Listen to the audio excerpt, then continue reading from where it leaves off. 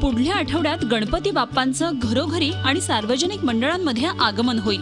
त्यामुळे सध्या सगळ्यांचीच बाप्पांच्या आगमनाची आणि स्वागताची जय्यत तयारी सुरू झाली आहे। नाविन्यता आणि भव्य दिव्यतेच्या स्पर्धेत सार्वजनिक मंडळं भर रस्त्यावर मंडप घालून नियमांचं उल्लंघन करत असल्याचं दिसतंय।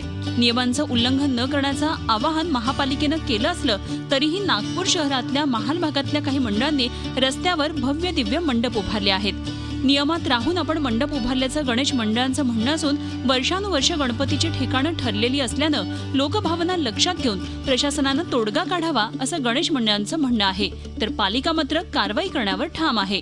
एखाद्या मंडळाने जर अतिक्रमण किंवा रस्ता वगैरे अडवण्याचा प्रकार जर केला तर वेळेस पोलीस डिपार्टमेंट आणि महानगरपालिका त्याला प्रिव्हेन्शन म्हणून त्याला कुठेतरी थांबवण्याचे काम करतात। जसं बघून राहिलं आपला क्राऊड जेवढा वाढून झाला आहे त्या इशू आणि त्यांचंही म्हणणं बरोबर आहे, पण त्यांनी काही मार्ग काढायला पाहिजे की लोकांची भावना दुखायला नको, हा काही त्यांनी काढायला पाहिजे। नागपूरमध्ये 1400 छोटी मोठी सार्वजनिक गणपती मंडळं असून 300 गणपती मंडळांचे अर्ज आलेले आहेत। मंडळांना विविध परवानग्या आणि अडचणी निर्माण होऊ नयेत यासाठी नागपूर महापालिकेत एक खिडकी योजना सुरू करण्यात आली आहे। त्यामुळे परवानगी घेताना नियमांचं पालन करावं असं अपेक्षित असल्याचं सांगण्यात येतंय।